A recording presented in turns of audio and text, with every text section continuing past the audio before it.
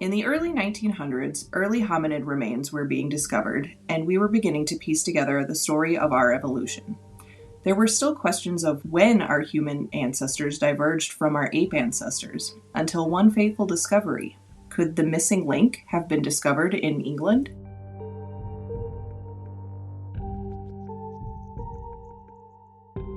Hello, everybody, and welcome back to Odd Anthropology. I am Ivy Boyd.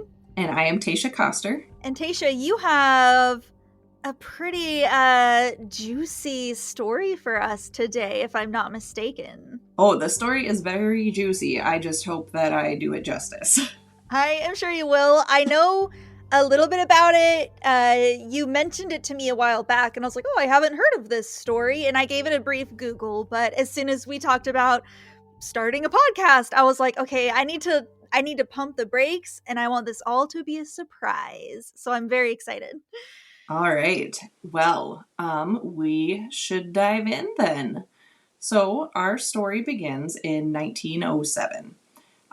Remains were found that dated back to 200,000 to 600,000 years, putting Germany and Homo heidelbergensis on the human evolution map.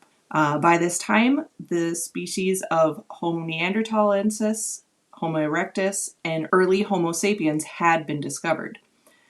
Homo heidelbergensis is now recognized as a likely common ancestor to both modern humans and Neanderthals, making it the oldest human-like ancestor found at the time.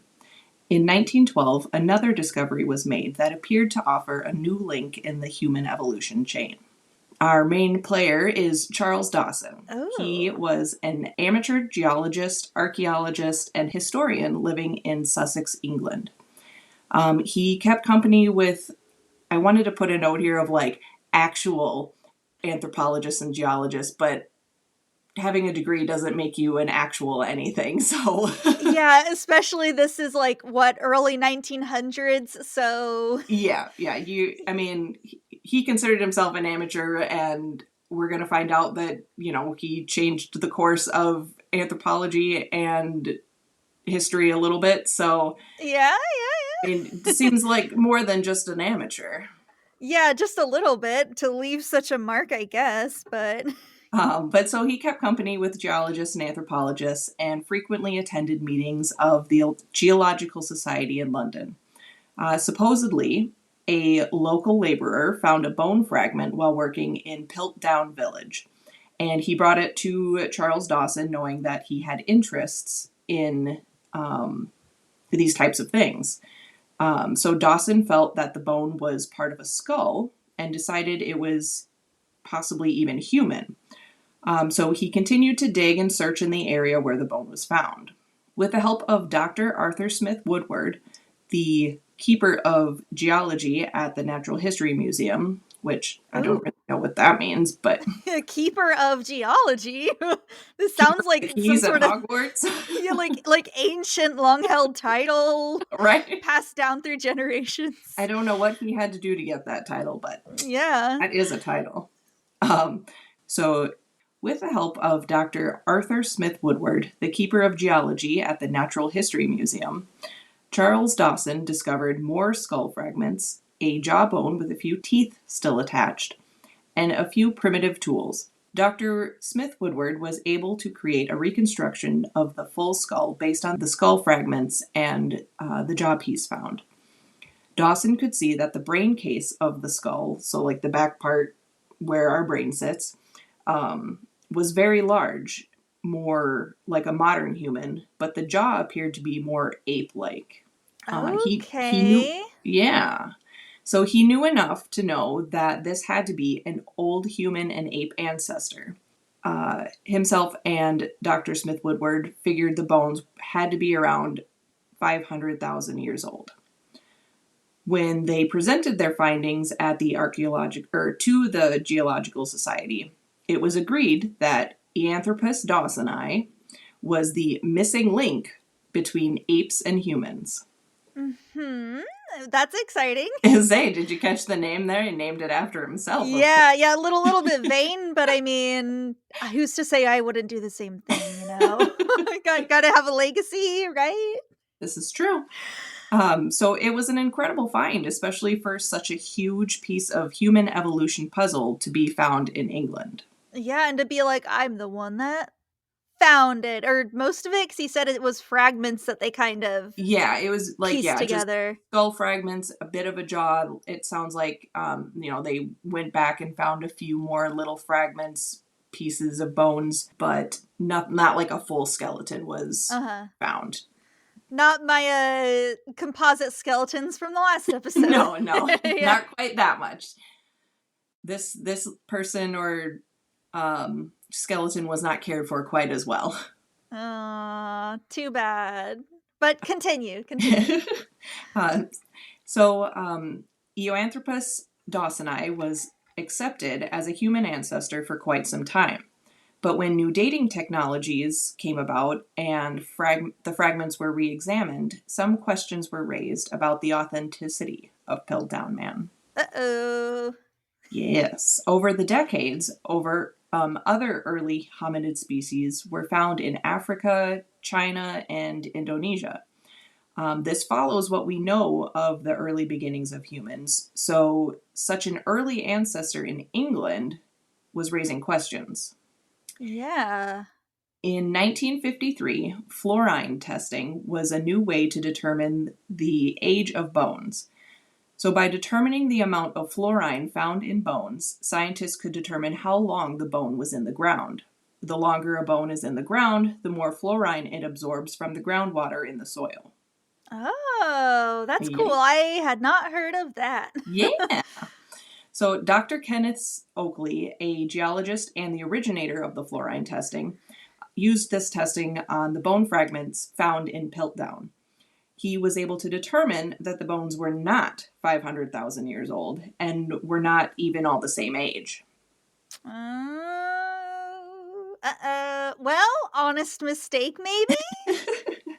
And just a quick little note, I'm about to say something and it's somebody's name, so please remember that and only giggle a little bit. Uh-oh, okay. So Dr. Oakley was joined by Dr. Joseph Weiner, a bioanthropologist. Okay, but oh my god, if I could have married a man with the last name Wiener, if my husband's last name was Wiener, that would have sold me even more. I would have changed my last name.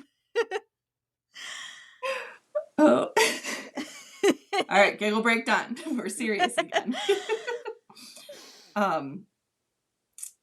So he is a bioanthropologist and human anatomist Wilfrid Legros Clark.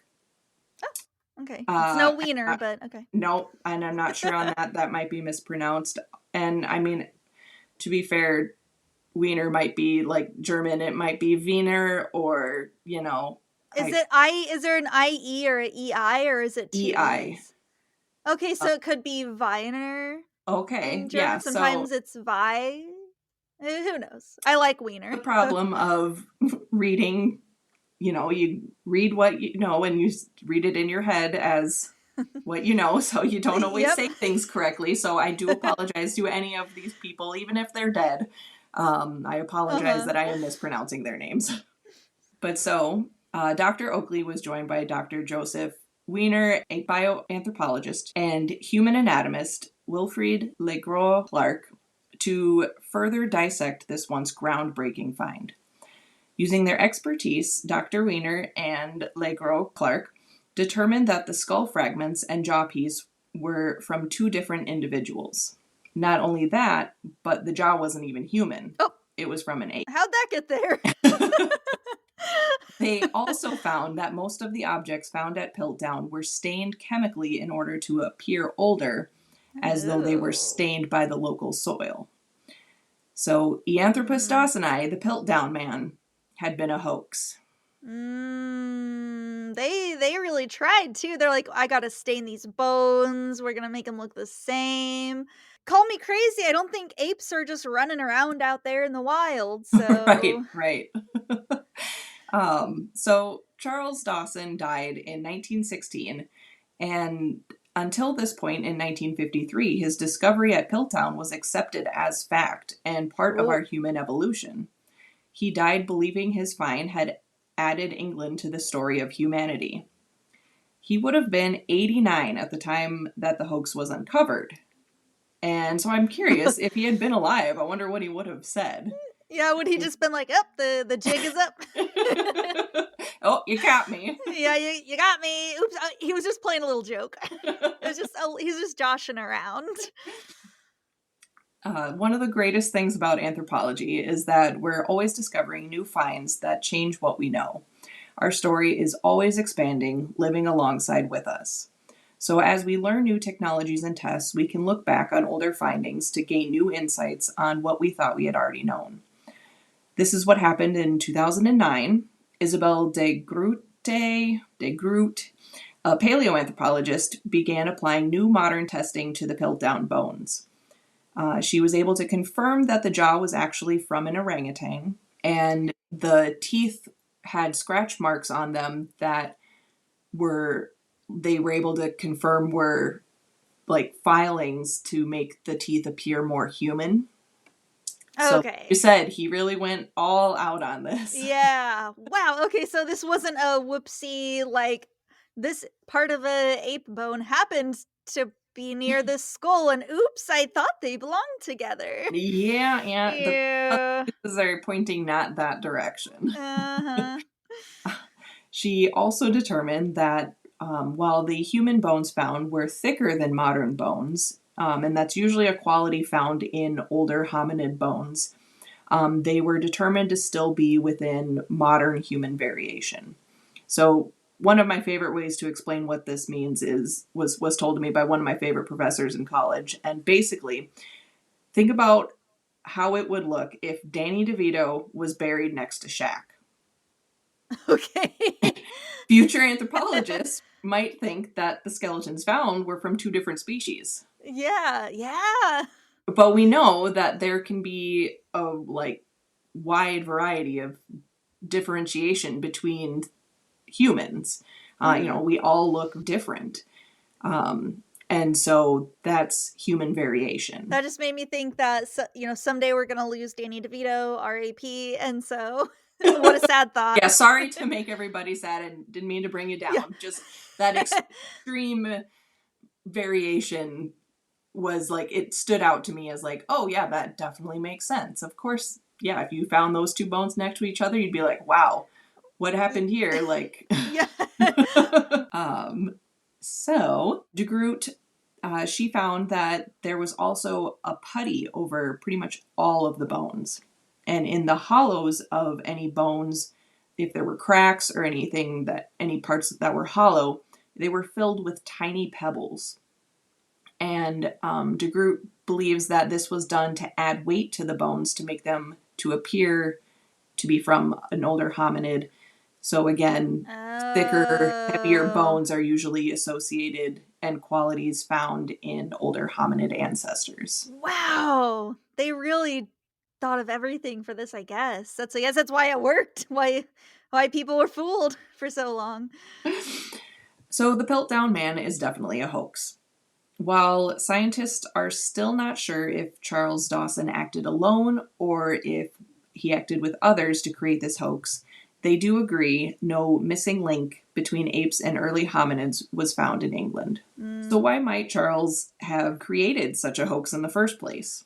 Oh, I'm gonna guess not good reasons.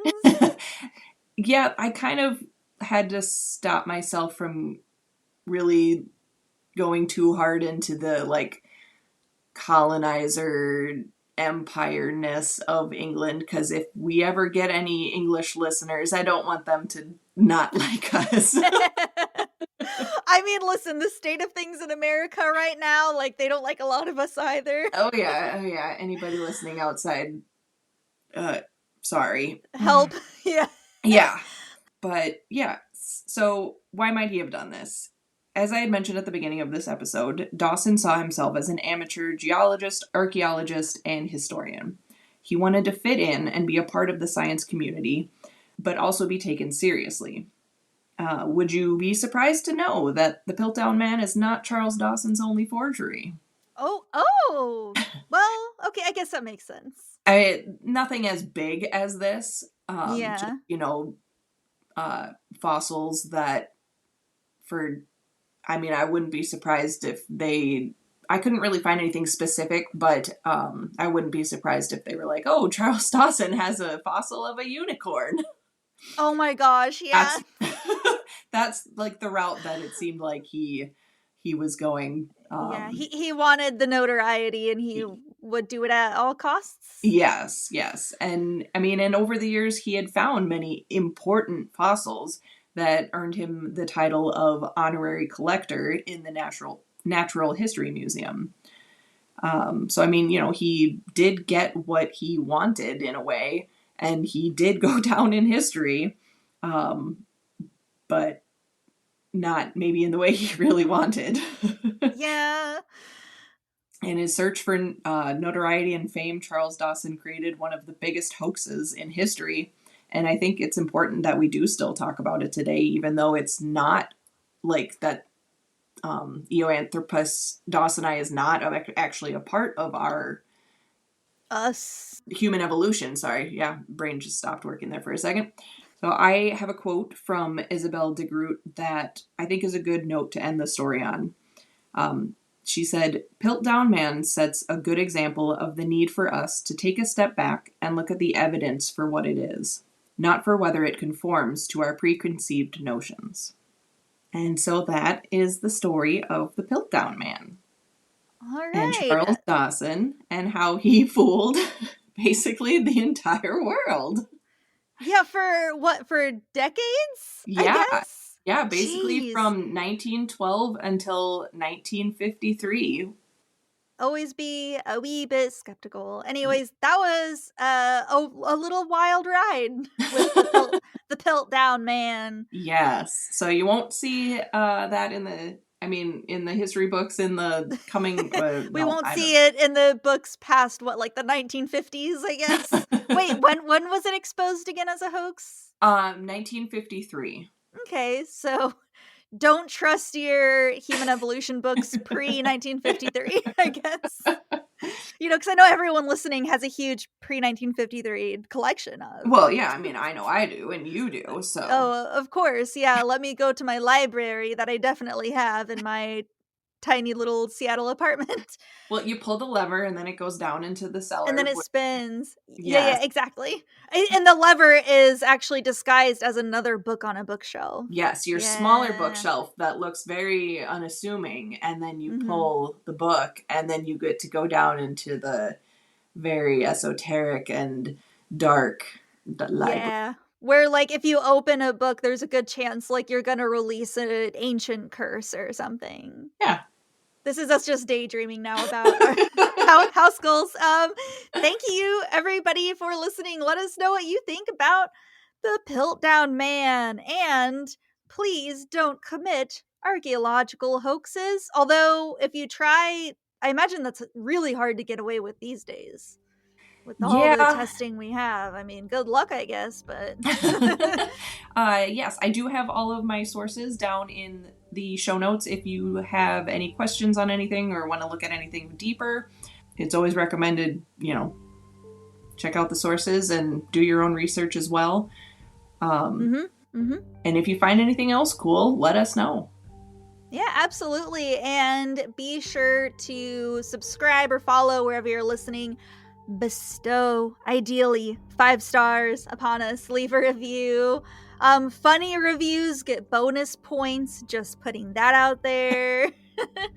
And you can follow us on our social medias, which will also be linked below in the show notes. And let us know if there is something in the realm of archaeology, anthropology, weird folklore, anything you want us to talk about. And give us some ideas. Yeah. And thank you for listening.